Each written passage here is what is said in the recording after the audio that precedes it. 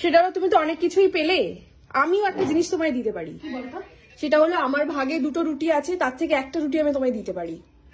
না না, আমি লোকের ভাগের খাবারটা খাবো কেন বলতো? না, এটা ভালোবেসে দিচ্ছি আমি তোমাকে, খাও। তারপরে পেটটা তোর ভরবে না রাতে? না না না, আমি চাই তুমি একটা খাও, কারণ আমি আমার কুটনি বৌদি কুটনি হবে কি হলে কি হবে, মানে ওর কিন্তু মন আছে, দেওয়ার মন আছে। এনে ধর তোর ফোন, আমি তোর হাতে তুলে দিলাম। এনে ধর।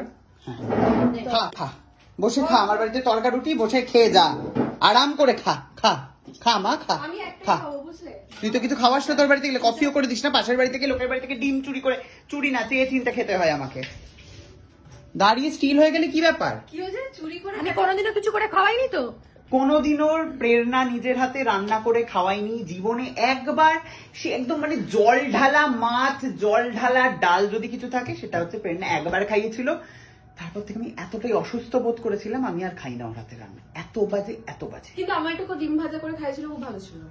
হ্যাঁ মানে ও তো ভালো রান্না করে, কিন্তু ওই দিনকেই ভুল করে বাজে রান্না করেছিল নিজে খাবে বলে। কি বলতে চাইছিস, কি বক্তব্য? আমার কোনো বক্তব্য না। নেক্সট দিন ভালো করে খাওয়াবি, নিশ্চয়ই ভালো বলবো। তোকে আমি জীবনেও কিছু খাওয়াবো না, জীবন নেও না। তুই আরো কিছু রান্না করে খাইয়েছিস আমাকে? তোকে আমি জীবনেও কিছু খাওয়াবো না। তুই আগে বল খাইয়েছিস, আমার যেটা মনে পড়ছে না। না, আমি কিছু বলবো না। হ্যাঁ তুলে দে, তুলে দে, রুটি তুলে দে, আমার দিদি ভাইয়ের হাতে তুলে দে। আমি গোটা রুটি খাবো না, আমি হাফ করছি। বাহ, কি বড় মন দুজনের, এ ওকে দেয়, ও ওকে দেয়।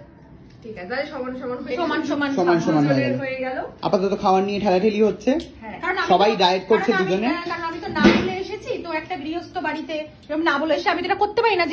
যেরকম আমার ভাই করে, যে গৃহস্থ বাড়ি থেকে ডিম দাও করে ডিম ছিনিয়ে নিয়ে এলো, সে মানুষটা ডিম আর আছে কিনা ভাবলো না, আমাকে ভাবতে হয়।